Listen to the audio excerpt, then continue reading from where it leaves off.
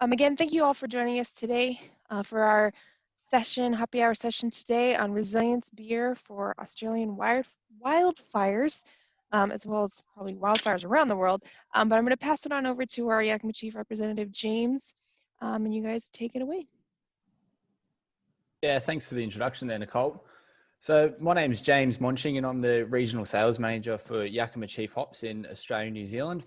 And we've just got everyone together here today to have a bit of a chat about the Australian wildfires towards the end of 2019 and early 2020, and obviously how they've had an effect on the brewing industry, and as well as the resilience beer that came out of that to provide assistance to industry partners. So a bit of a background on the fires.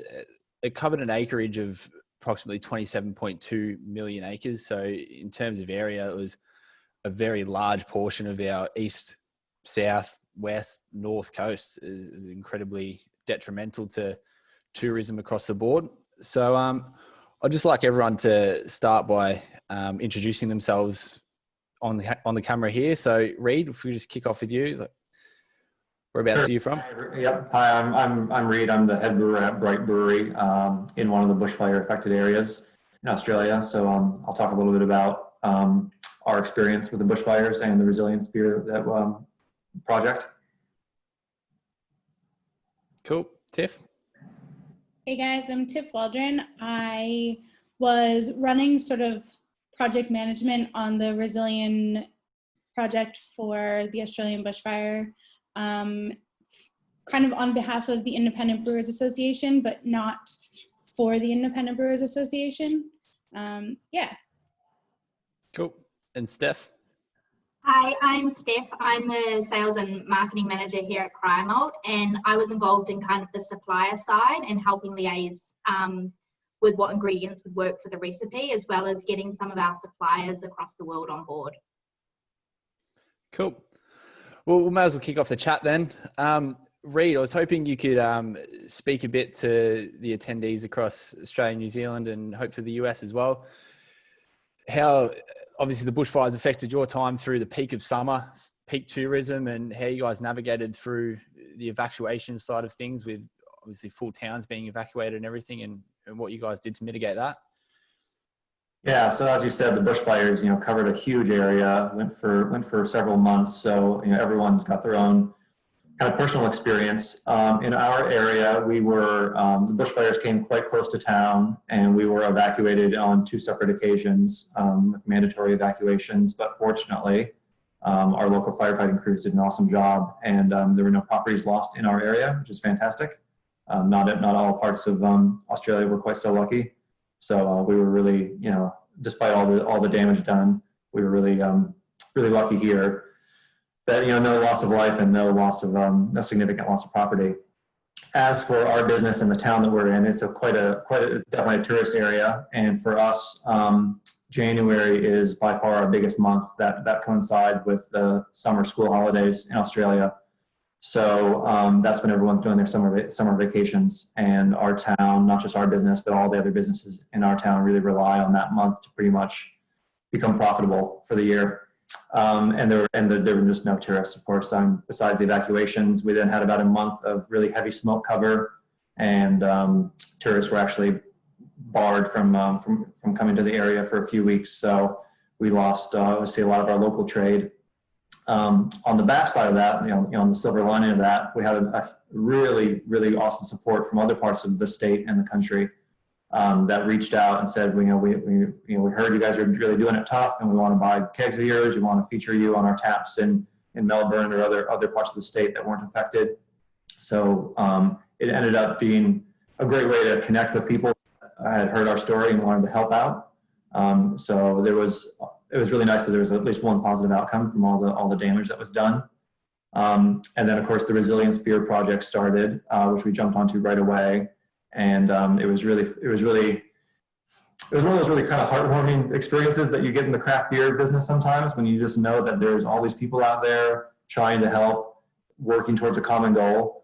And we were, just when you're sitting in the brewery kind of by yourself day after day, you forget that there's this awesome community out there. So these moments when you can kind of come together and work on the project together is really exciting. So we were really happy to be able to take part in the resilience brew.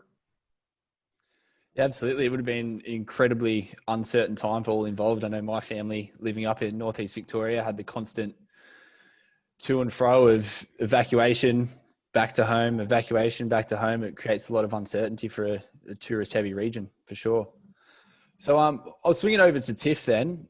So you obviously had a fair old hand in getting the resilience project in Australia and New Zealand off the ground. Hopefully you can just speak a little bit to that and what the process was in getting the industry together and getting this out and about.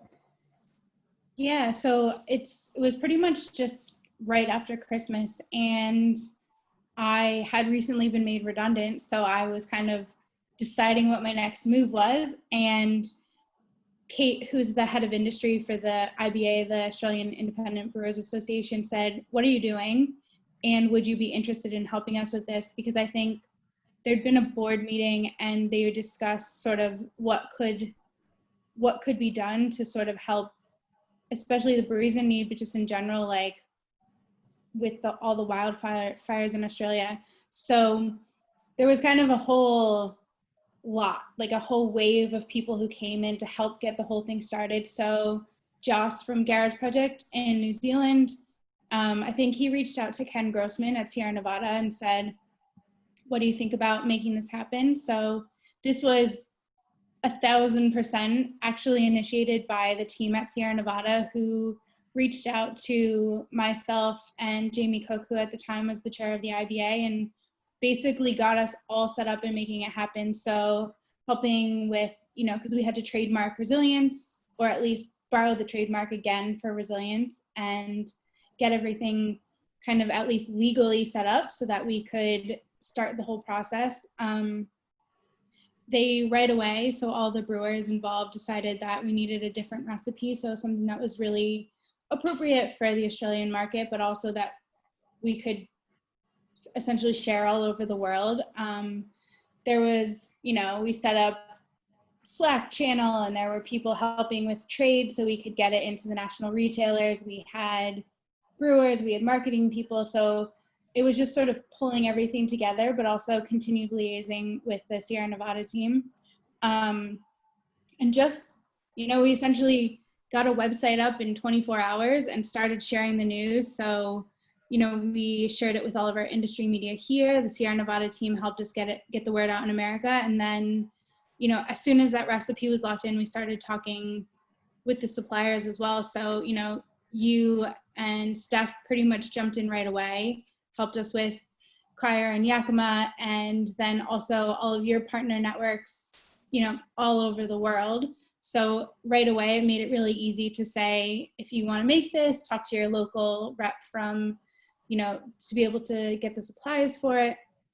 The difficult part was, of course, so, we had to consider, one, that we were just getting the word out. And so the brews weren't going to be all ready at the same time. So we just kind of set a date and said all brews could be released after this date.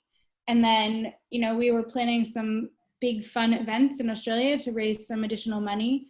One thing that we did really differently in Australia than Sierra Nevada did, so Sierra Nevada set up their own not-for-profit fund to raise money and then sort of disperse it back out into other organizations. It's really hard to set that up in Australia. So we sort of set it up so that we asked everybody to nominate who they were going to make their donations to and just let us know. So we kind of knew vaguely how much would be raised and where it all went. It was really unfortunate timing. We had pledged probably 4 or 5 times more than what was raised so initially, but it was about the week that we had said that we wanted the beer to be released. So that about 5 days later is when we started locking things down in Australia. So it made it really tough. Managing a lot of communications back with people and just letting them know, like, there's no way we couldn't have known what was going to happen. So making sure everyone felt comfortable with doing what was the right thing for their business as well. Yeah, for sure. It's pretty crazy time, one thing into another, and it couldn't have lined up any worse, to be honest, by the release date. Yeah. But yeah. It was- So And, you know, in the terms breweries of, in the affected areas, we wanted to make sure that they were keeping profits for themselves as well. oh, 100%. Absolutely. So in terms of like the recipe development side of things and the brewers involved, who was obviously driving that and getting behind Yeah, the so development of the recipe, so to speak? yeah, probably the main brewer driving the force behind it was Scotty Hargrave at Balter, which the irony is that, of course, it was the IBA sort of driving it and Scotty working for a non-independent brewery. But like, I think that just really goes to show how this whole initiative had nothing to do with like craft beer independence. It was everybody was on board. We had, you know, the big macro craft brewers making the recipe, and, you know, the smallest breweries in some really tiny towns also brewing it. So I think Scotty definitely led it. There was a panel of brewers involved. I know that Steph, James, you guys were involved in sort of talking about what was available. And the recipe was really designed to be something that suited the Australian market first and foremost. And it was meant to be something that like would appeal to everybody. So like it was an XPA-ish recipe. So like nice, flavorful, fresh, and still pretty light and smashable. And that was really like the whole point of why they went down the route of changing it to like an XPA. Yeah, nice. Obviously, from our point of view as a supplier, it's definitely an honor to get it involved and behind initiatives like this. But Steph, obviously being a company that's owned through the US and has its subsidiaries down here in Australia and New Zealand, how did you find the connection through the US market and the Aussie market and everyone working together in your side of things on supply? Yeah, I know our sister company, Country Malt Group up in the US, they were one of the lead supporters in the original Resilience Beer project. So once we kind of knew what was happening and what was going on, I reached out to our head of sales over there, and I also reached out to our sales guys across the UK as well, and kind of just put forward what we were offering as a company and kind of hoping to get them on board. I was really amazed with how our team over there took it on board. They kind of had recipe developments done pretty quickly, all in kind of the US barrel format, because obviously it's in a different format down here. They put through like together recipe cards and then kind of pushed it across their customer base across North America and Canada, which was pretty awesome. I think the great thing about it is that we definitely chose, like, ingredients were chosen that could have been like you could use them in any sort of market that you were brewing this beer. It was hops that are accessible worldwide and kind of keeping like a really simple malt base, which meant that kind of any supplier could also help as well. Yeah, nice. And so obviously we touched on earlier the release date rearing its head right as a pandemic, a worldwide pandemic sort of decided to show its face as well. So Reid, are you able to touch on the transition from one disaster in a tourism region to another, and how you guys have pivoted out of that one? Yeah, it was pretty devastating to just when things were starting to look, like they were coming back, and visitors were coming back, and we were looking forward to our next kind of holiday period in the autumn. As you mentioned, we got shut down. So we had our Resilience beer launched like on the first day. So we had about a month of sales through our venue before our local area was kind of closed due to COVID. And the beer just was flying out the door. I mean, it was the easiest sell of any beer we've ever made, because not only did it taste really good, but as soon as you told someone, oh, it's for bushfire relief, you couldn't even finish the sentence before they were ordering a pint, because everyone pre-COVID, that was the main sort of attention around disasters in Australia. So we had really awesome response while we were able to sell it, and then of course we've been closed since then. In Australia and in our part of Victoria, we've sort of been open a little bit, closed a little bit. So we've been going back and forth, kind of, you can't really plan more than about a week in advance because you don't know what the next hurdle is going to be. So we're just rolling with it. I mean, like every venue, we're open now. We're really glad to have drinkers back again after about a 6 week shutdown, I think it was recently. So we've got visitors back, and even just locals are just telling us how nice it is just to be able to go out for a beer and just see their friends again. And it's not doesn't feel like you're being like a criminal act, just getting people together anymore. So yeah, it's the vibe around here is a lot more positive, and everyone's kind of moved past the bushfires, and obviously dealing with their current problems more than anything. That being said, it is getting warmer here, going into spring and soon summer. So the next season is sort of on us again. Just as the wildfires on the west coast of the U.S. are going, we're starting to think about our season as well. So it doesn't really stop, unfortunately, and we just just persevere, I guess. Well, fingers crossed Victoria can keep their things together and get through and keep the regional centres open.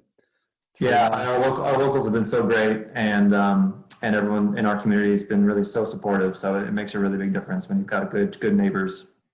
Yep, you get some Melbourne tourism up there for summer. Fingers crossed. Mm-hmm. Yeah. So, Tiff, I'll throw back to you for a second. Are you able to touch on sort of like the reach and the amount of breweries that had got on board and got behind the Resilience Project in Australia? Yep. So initially we had worldwide more than 200 breweries sign up, registered to brew the beer and donate money. There were a ton of collaborations between local breweries, which was awesome. And I know, like, in the end, not everybody was able to make the beer or release the beer, but we did still manage to raise about 80,000 Australian dollars. So we didn't raise it. About $80,000 was donated in the name of the Resilience Beer Project from all over the world. So America, Canada, Germany, Mexico, UK. It was all over, which was really awesome. No, it looks like it was a pretty large reach, and good to see, obviously, a lot of industry partners getting behind each other to obviously try and navigate some disastrous times for everybody. Yeah, and it was actually, I had a bunch of breweries like in my hometown who did a collaboration, which was really cool. So even my parents got to try the beer. Yeah, that's incredible. Over in the US, right? Yep, over in the US and Pennsylvania. Yeah, cool. Well, that about winds up the Resilience Beer conversation, and I really want to extend my thanks to you guys for all jumping on to have a little bit of a chat about the effects that the bushfires had on various tourist-centric regions around Australia. But I'd like to, extend my thank you. I'll throw it back to Nicole, and Nicole, if you're able to just wind it up and finish this off here, that'd be great.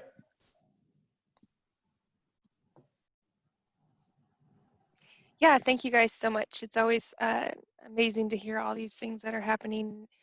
We just had a discussion on community blends and the money that's raised for that. So we always love being a part of this here at Yakima Chief, and hopefully we'll be getting some resilience brews over here on the west coast of the U.S. As we are still in our heavy fire season along the entire west coast. So thank you guys for your time, Reed, Tiffany, James, and Steph. Nice to meet you guys, and also great to see you guys, and hopefully I'll be able to get down to Australia one of these days. But again, thank you all for joining in. And if you guys, just a reminder, this session was recorded and it'll be available on Virtual Harvest here shortly, as well as our Hoover app. If you have any questions, for those of you that are watching this later, you can email brewschool@yakimachief.com and we can get back to you on those questions. Otherwise, thank you all, and hopefully you guys have a great day over in Australia and a great evening here in the US. And we'll talk to you later. Cheers. Thanks, Nicole. Thank you so much. Thanks so much.